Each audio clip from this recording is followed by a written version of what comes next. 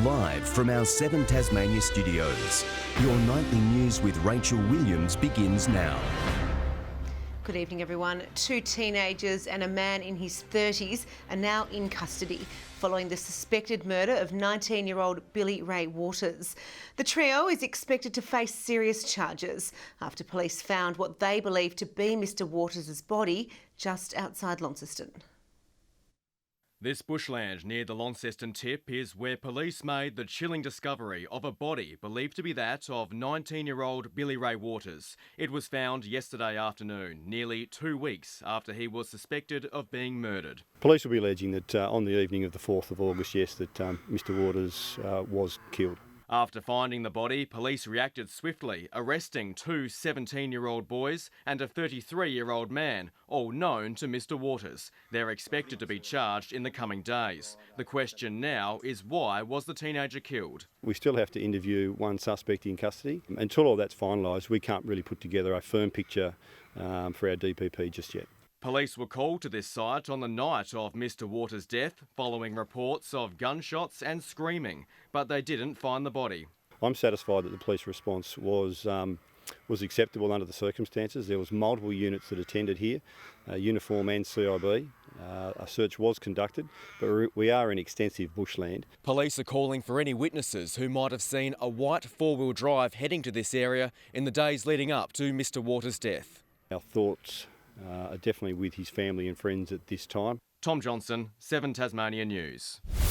Children of Launceston have celebrated the opening of the highly anticipated Riverbend Park. The park a hit with people of all ages. Amazing how it's got everything for young people and older people as well. It's not just for one age group. Budget blowouts and construction delays pushing back the opening date, but federal MP Bridget Archer believes it was well worth the wait. It's been a long time in the making, and the City of Launceston staff have done a fantastic job in pulling it together, and I think it will provide a fantastic recreational space for Launceston for a long time to come. The park's Skywalk and Confluence Net are 2 of the largest pieces of play equipment in Australia. Hundreds of Tasmanians were in high spirits today, sipping their way through the final weekend of the state's annual whisky celebration. The event showcasing an exclusive new drink, thanks to a unique collaboration between multiple local distilleries.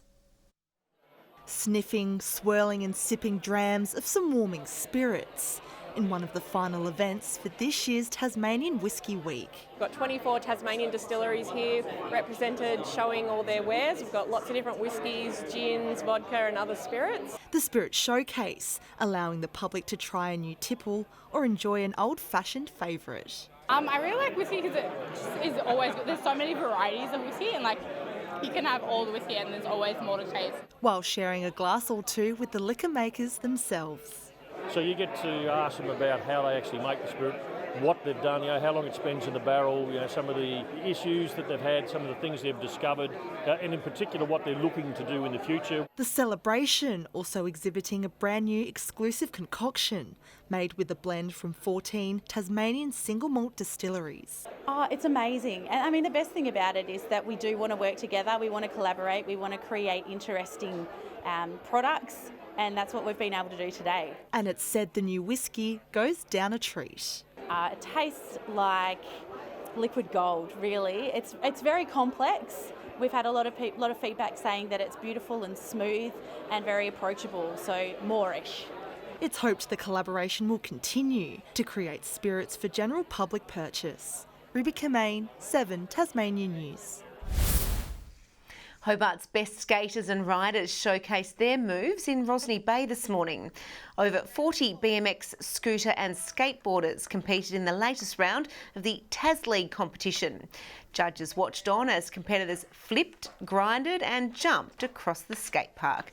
The best local athletes will be selected for the national finals in Melbourne next March. For a lot of these kids, it's the first time they've ever competed, so they put a lot of hours into developing their sport, and this is just really giving them a platform.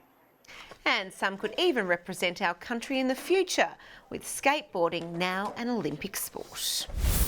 To the TSL, and Glenorchy's hot run of form has continued with a 47-point win over second-placed Lauderdale this afternoon. In other matches, North Launceston was too strong for the Demons, while Clarence had an upset win over the Tigers. Second and third met at KG5 with both keen for a win before the finals. The Magpies got the fast start, booting 3 goals to none in the first term. It took Lauderdale 20 minutes into the second quarter to score their first goal, as Glenorchy extended their lead to 25 points by half-time. The Bombers had their chances in the third, but wasted opportunities in front of goal as the lead blew out to 41. 4 goals to 3 from the Magpies in the fourth pushed the final margin out to 47 points. As Lauderdale stutter, North Launceston are hitting their straps just before finals. Facing an improving Demon side, they got the quick start to lead by 3 goals at quarter time. The lead grew to 42 points in the second term as the Northern Bombers flexed their premiership muscle. North Hobart fought hard, but were outgunned and outmuscled by the flag favourites as they cruised to a 43-point win. While at Kinborough, it was a tight affair between the Tigers and the Roos. The lead changed hands multiple times in the first half, but the Roos were ahead by a goal at the main break. A 2-goal to 1 third term had Clarence ahead by 17 at three-quarter time, with an upset on the cards. The Tigers pressed and reduced the margin to 8 late in the final term, but the Roos stood strong, with late goals from Neild and Smith confirming the win. John Hunt, 7 Tasmania News. Cavaliers are into the State Netball League Grand Final after beating Arrows 48-40 in today's prelim at the Silverdome. Following a close opening half, Cavs piled on the goals in the third to break away. The win sets up a cross-town showdown for next weekend's decider when Cavs take on the Northern Hawks. And a sellout crowd was on hand to see the Collingwood Magpies upset the top-of-the-table New South Wales Swifts in Launceston's annual Super Netball fixture. Shimona Nelson shot 52 goals in the 64-56 win, which keeps the Magpies' finals hopes alive. Sprayton mare Mystic Journey has made an emphatic return to racing, taking out the PB Lawrence Stakes at Caulfield. Starting from the outside barrier, the 4-year-old blitzed arch-rival Hartnell with 200 metres to go, before hitting the lead in the final 100. Mystic Journey moves up, takes the lead, and the journey continues in grand style. I thought she was great there today. She was soft. Anthony wasn't hard on her in any regard. Still showed will and determination, and it's going to hold her in really good stead. It's Mystic Journey's 11th win from 14 starts. And one of Tasmanian footy's longest-serving players is finally hanging up the boots.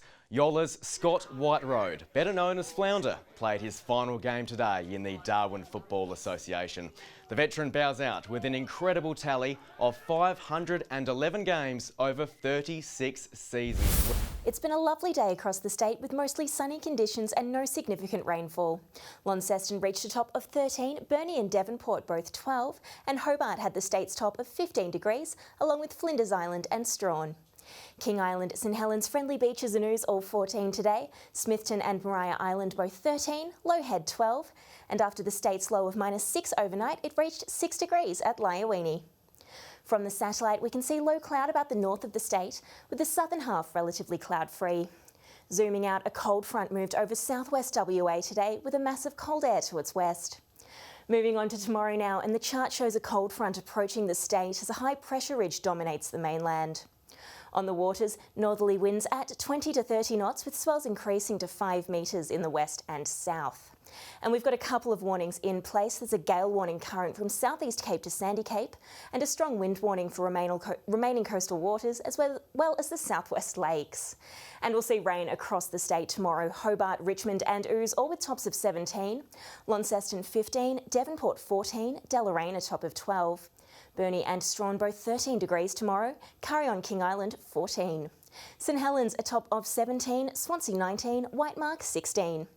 Moving ahead to Monday now with showers expected statewide and snowfalls to around 400 metres. Tuesday showers about the state with heavier falls in the west, and Wednesday much the same with showers across the state. Looking to the mainland tomorrow, a mostly sunny day for Perth and Brisbane, looking bright and sunny in Sydney with showers expected in Adelaide and Melbourne. And finally, Rach, let's take a look at the current conditions. Better take advantage of today's lovely weather ahead of the rain tomorrow. Well, that's all your news for now. Thanks for joining us. Have a great night. Bye for now.